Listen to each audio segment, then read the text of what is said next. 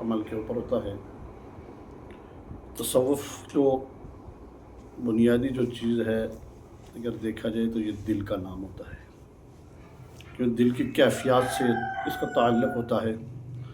یہ ظاہر انسان کے اوپر اس وقت ہوتی ہیں کہ جس وقت اس مقام کے اوپر پہنچ جاتا ہے کہ بالکل اپنی صفائی باطنی اور ظاہری ہو جاتی ہے۔ یہ رکاوٹیں جب ہوتی ہیں انسان کے ساتھ تو وہ پھر مسائل کا شکار ہونا شروع ہو جاتے ہیں اور وہ پریشان ہوتے ہیں، لوگ پریشانی کے اندر مبتلا ہو جاتے ہیں کہ ہمارے ساتھ یہ کیا معاملہ ہے۔ حالانکہ دیکھا جائے تو میں پچھلے دنوں میں سرچ کر رہا تھا، دیکھ رہا تھا، ایک دفعہ ایک مطالعہ کر رہا تھا، تو اس میں جو چیزیں میں نے دیکھی کہ جو حالات خراب ہوتے ہیں اس کی سب سے جو بنیادی چیز ہے اس کے ذمہ دار ہم خود ہوتے ہیں۔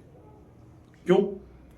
آج تک کسی نے کبھی دیکھا یہ بات، دماغ میں لائی؟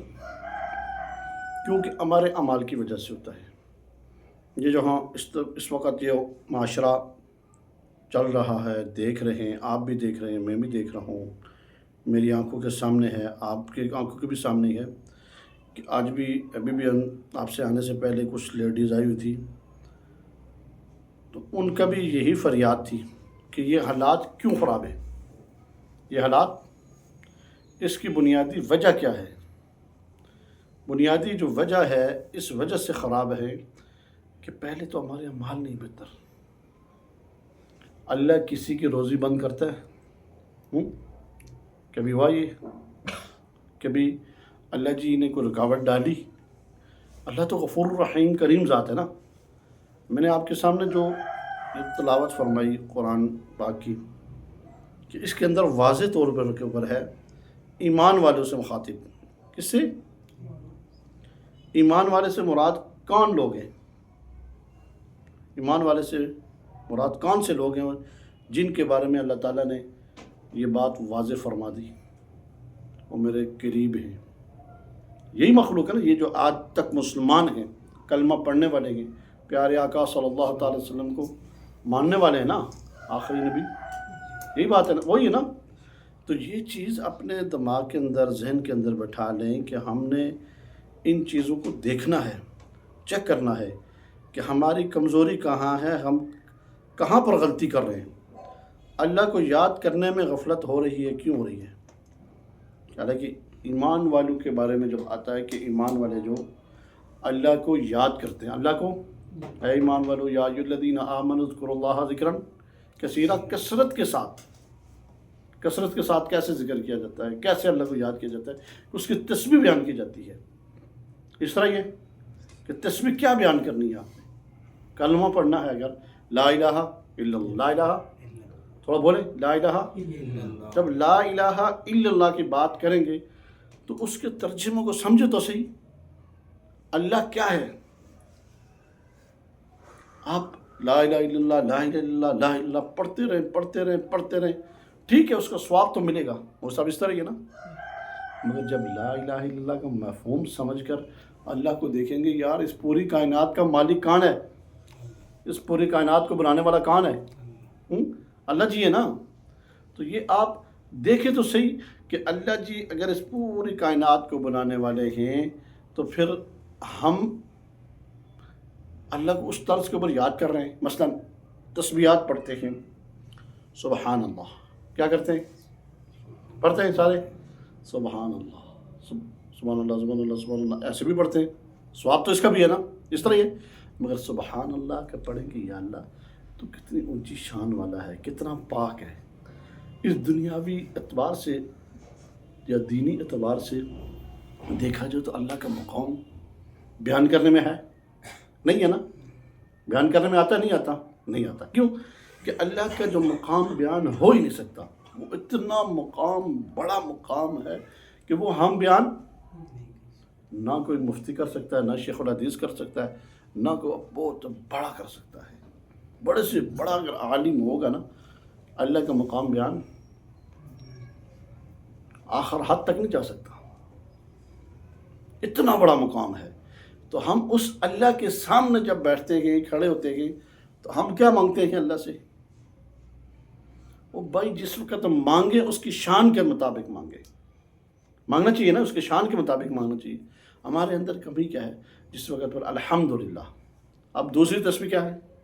الحمدللہ. کیا ہے الحمدللہ؟ کیا ہے؟ اللہ تیرا شکر ادا کرتے ہیں.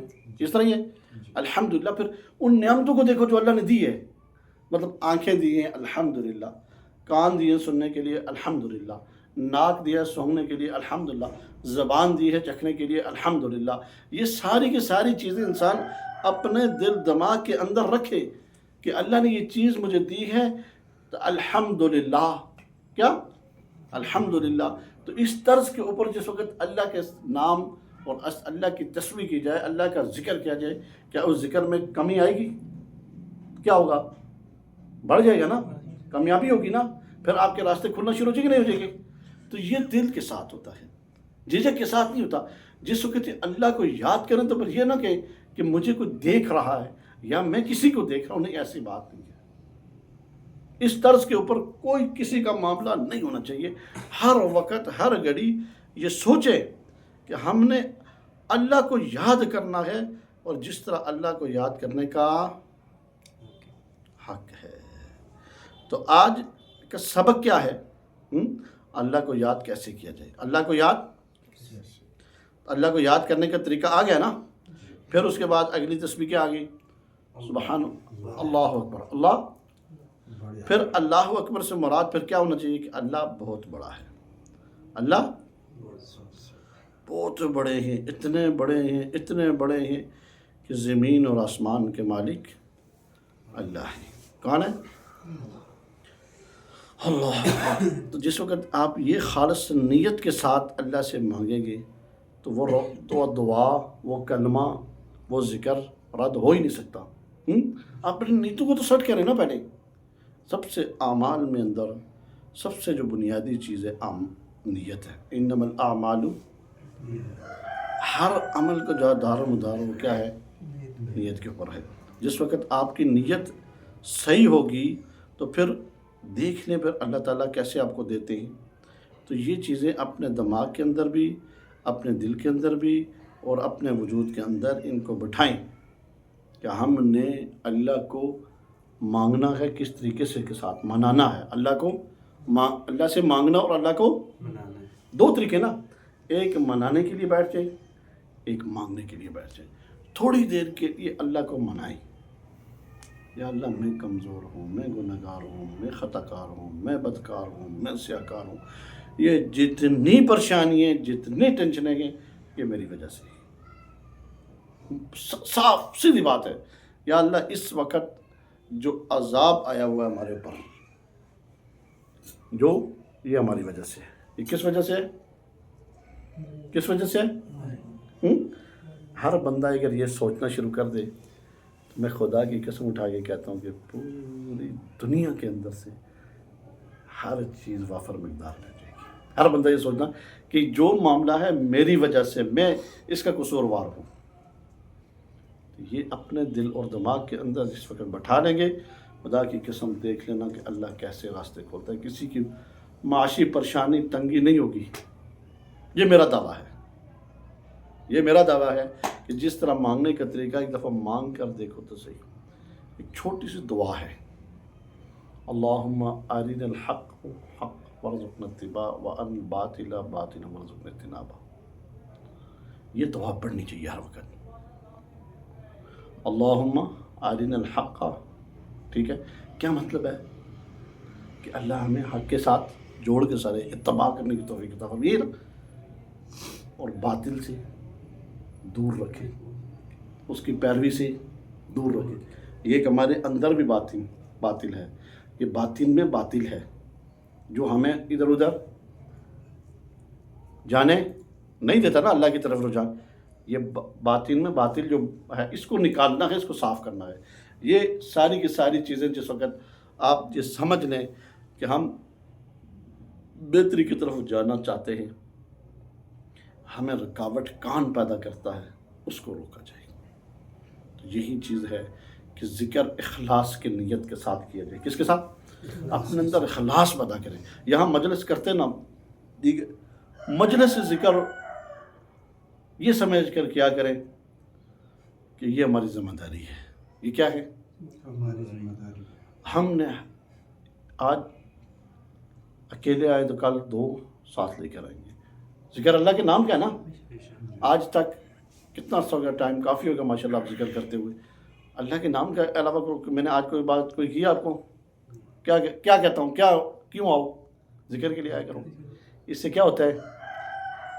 راستے کھلتے ہیں. یہ آپ کے سامنے آواز آ رہی ہے کسی کی، مرغے کی. تو حدیث کے اندر بھی آتا ہے کہ جب مرغا اذان دیتا ہے اسے کیا فرشتے نظر آتے ہیں. اس طرح یہ حدیث ہے نا، یہ میرا حال میں بخاری کی ہے جی. تو دیکھ لیں کہ یہ اللہ والوں کی، جو اللہ کو چاہنے والے ہیں، اللہ کو یاد کرنے والوں کی مجلس ہے. اللہ کے والوں کی مجلس سے مراد یہ ہوتا ہے کہ جہاں اللہ کا نام بلند کیا جاتا ہے، وہ سمجھ میں اللہ کے بندے ہوتے ہیں نا، تو وہاں فرشتے آتے ہیں. ہمیں نظر آئے نہ آئے، مگر باہر نظر جو اللہ نے یہ مخلوق بنائی، تو آپ کتنا اہم ہو گئے ہیں. آپ لوگ ہوگے نہیں ہوگے ہیں، اس طرح ہی ہے نا. تو یہ چیز اپنے دماغ کے اندر بٹھائیں کہ ہم نے اپنی باطن کی صفائی کرنی ہے کلمے کے ساتھ، اللہ کے ذکر کے ساتھ. اللہ کے کہ ہم ایمان والے ہیں، ذکر کریں گے کثرت کے ساتھ. ایمان والے ہیں، ہمیں اللہ نے قرآن کے اندر مخاطب کیسے کیا ہے؟ ایمان والوں. کلام کس کا ہے؟ یہ اللہ کا ہے نا. اللہ کا ہے نا. تو اللہ اپنے بندوں کو مخاطب کیسے کرتا ہے؟ ایمان والوں. ہے کبھی سوچا ہے اللہ کتنا پیار کرتا ہے اپنے بندوں سے، کہ اس اپنے بندوں کے اوپر وہ مہر لگا دی کہ یہ ایمان والے ہیں. یہ جو بیٹھے ہیں، یہ مسجد میں بیٹھے ہیں، وہ کون ہیں؟ وہ کون ہیں؟ تو ایمان والوں کا اگر مخاطب کر کے کہتا ہے پھر مجھے یاد کرو، یا ایھا الذین آمنوا اذکروا اللہ ذکرا کثیرا. کثیرا کا مطلب ہے کثرت کے ساتھ. اسی طریقے کا اتنا یاد کرو کہ حتیٰ کہ یاد کرتے کرتے اللہ دیکھے بندے کی طرف کہ وہ مجھے کثرت سے بلا رہا ہے. تو پھر مزہ آ جائے نا. جس طرح حق کا ہونا چاہیے، نہیں چاہیے، یہ ادا ہونا چاہیے. کریں گے انشاءاللہ. کوشش ہونی چاہیے نا سب کی. کمی کوتاہی ہر بندے کے اندر ہوتی ہے. میں آپ کو بتاؤں، میں 100% نہیں ہوں جس طرح آپ سمجھتے ہیں. واللہ نہیں ہوں. سب سے پہلا مجرم میں ہوں. اور کیا کہتے ہیں؟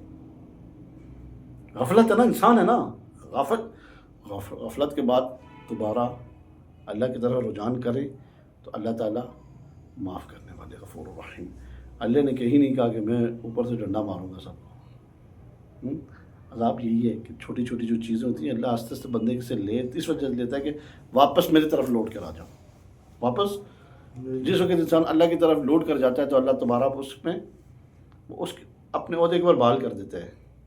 اس طرح یہ نا، اللہ کسی کی روزی بند. اس وجہ سے اللہ کو یاد کرو. 5 وقت نمازوں کی پابندی، 5 جماعت ادا کریں. یہ پہلی بنیادی سیڑھی ہے. تصوف کے اندر میں کہہ رہا تھا کہ جو نماز ہے اس کو 5 جماعت ادا کرو. اس وجود کے اندر کی اگر صفائی چاہتے ہو، اللہ کے گھر جانا پڑے گا. اللہ کے گھر جانا چاہیے نا. بس آج سے یہ عہد کر لو کہ ہم نے 5 جماعت نماز ادا کرنی ہے. کیا کرنا ہے؟